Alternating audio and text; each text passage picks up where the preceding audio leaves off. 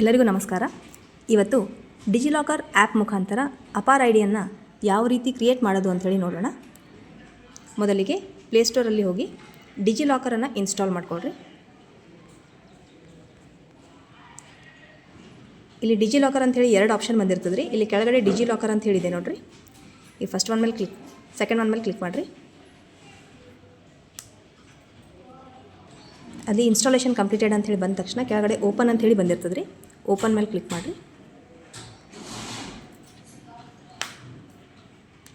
ಇಲ್ಲಿ ಲ್ಯಾಂಗ್ವೇಜ್ ಕೇಳ್ತದೆ ರೀ. ನಿಮಗೆ ಇಲ್ಲಿ ಇಂಗ್ಲೀಷ್ ಸೆಲೆಕ್ಷನ್ ಮಾಡಿಕೊಂಡು ಕಂಟಿನ್ಯೂ ಇನ್ ಇಂಗ್ಲೀಷ್ ಅಂಥೇಳಿ ಕ್ಲಿಕ್ ಮಾಡಿರಿ. ನೆಕ್ಸ್ಟ್ ಎಲ್ಲ ಪರ್ಮಿಷನ್ಸಿಗೆ ಇಲ್ಲಿ ನೆಕ್ಸ್ಟ್ ಅಂಥೇಳಿ ಕ್ಲಿಕ್ ಮಾಡಿರಿ. ಕೊನೆಗೆ ಇಲ್ಲಿ ಲೆಟ್ಸ್ ಗೋ ಅಂಥೇಳಿ ಬರ್ತದೆ ನೋಡಿರಿ. ಇದ್ರ ಮೇಲೆ ಕ್ಲಿಕ್ ಮಾಡಿ ನಂತರ ಗೆಟ್ ಸ್ಟಾರ್ಟೆಡ್. ಇಲ್ಲಿ ಕೆಲವೊಂದು ಪರ್ಮಿಷನ್ಸ್ ಎಲ್ಲ ಅಲೋ ಅಂತ ಕೇಳ್ತದೆ ರೀ. ಎಲ್ಲ ಪರ್ಮಿಷನ್ಸಿಗೂ ಅಲೋ ಮಾಡಿರಿ.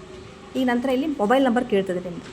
ಆ ಮೊಬೈಲ್ ನಂಬರ್ ಸಿಮ್ 1 ಸಿಮ್ 2 ಇತ್ತು ಅಂತಂದರೆ ಆ ಮೊಬೈಲ್ ನಂಬರನ್ನು ಹಾಕಿ ಇಲ್ಲಿ ಕಂಟಿನ್ಯೂ ಅಂಥೇಳಿ ಕ್ಲಿಕ್ ಮಾಡಿರಿ. ಇಲ್ಲಿ ಆಲ್ರೆಡಿ ನೀವೇನಾದರೂ ಅಕೌಂಟ್ಸ್ ಕ್ರಿಯೇಟ್ ಮಾಡಿದ್ರಿ ಅಂತಂದರೆ ಆಲ್ರೆಡಿ ಅಲ್ಲಿ ನೇಮ್ಸ್ ಎಲ್ಲ ಡಿಸ್ಪ್ಲೇ ಮಾಡ್ತದೆ ರೀ.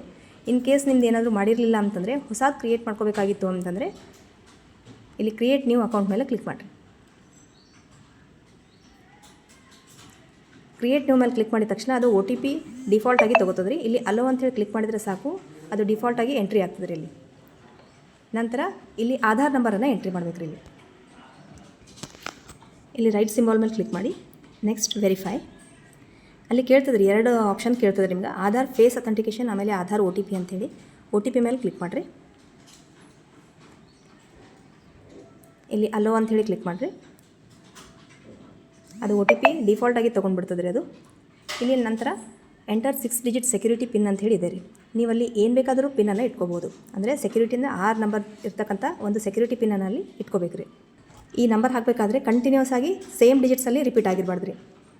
ಇಲ್ಲಿ ಚೆಕ್ ಬಾಕ್ಸ್ ಮೇಲೆ ಕ್ಲಿಕ್ ಮಾಡಿರಿ. ಅದು ಬಯೋಮೆಟ್ರಿಕ್ ಕೇಳ್ತದೆ ರೀ. ವೆರಿಫೈ. ಅದು ಮತ್ತೆ ಪರ್ಮಿಷನ್ಸ್ ಕೇಳ್ತದೆ ರೀ. ವೈಲ್ ಯೂಸಿಂಗ್ ದ ಆ್ಯಪ್ ಅಂಥೇಳಿ ಕ್ಲಿಕ್ ಮಾಡಿರಿ. Next hello.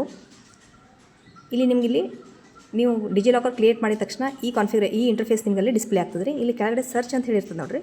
ಸರ್ಚ್ ಮೇಲೆ ಕ್ಲಿಕ್ ಮಾಡಿರಿ. ಇಲ್ಲಿ ನಿಮಗೆ ಅಪಾರ್ ID ಅಂಥೇಳಿ ಇಲ್ಲಿ ಟೈಪ್ ಮಾಡಬೇಕು ರೀ.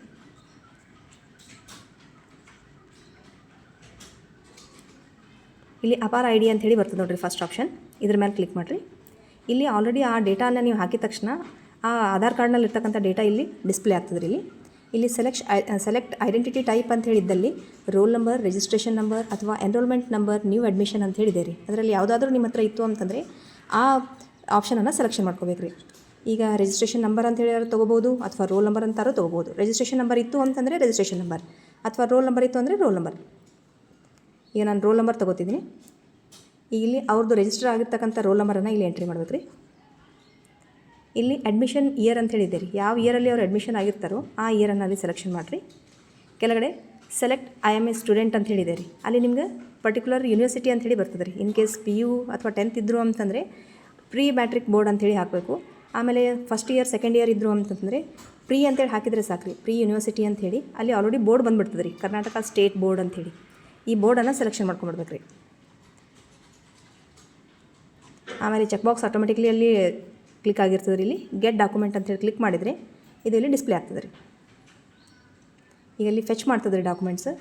ಅದು ಸರ್ಟನ್ 30 ಸೆಕೆಂಡ್ಸ್ ಹಿಂಗೆ ತೊಗೋತದೆ ರೀ. ಆಮೇಲೆ ನಂಬರಲ್ಲಿ ಡಿಸ್ಪ್ಲೇ ಆದ ತಕ್ಷಣ 5 4 3 2 1 ಅಂತೇಳಿ ಬಂದ ತಕ್ಷಣ ಇಲ್ಲಿ ಕೆಳಗಡೆ ಬರ್ತದೆ ನೋಡಿರಿ ಅಪಾರ್ ID ಅಂಥೇಳಿ. ಈ ಅಪಾರ್ ID ಮೇಲೆ ಕ್ಲಿಕ್ ಮಾಡ್ಬೇಕು ರೀ. ಇಲ್ಲಿ photo with APAAR ID number ಇಲ್ಲಿ ಜನ್ರೇಟ್ ಆಗಿ ಬರ್ತದೆ ರೀ. ಈ ಜನ್ರೇಟ್ ಆಯಿತು ಅಂತಂದರೆ ನಿಮ್ಮದು ಅಪಾರ್ ID ಕ್ರಿಯೇಟ್ ಆದಂಗೆ. Thank you.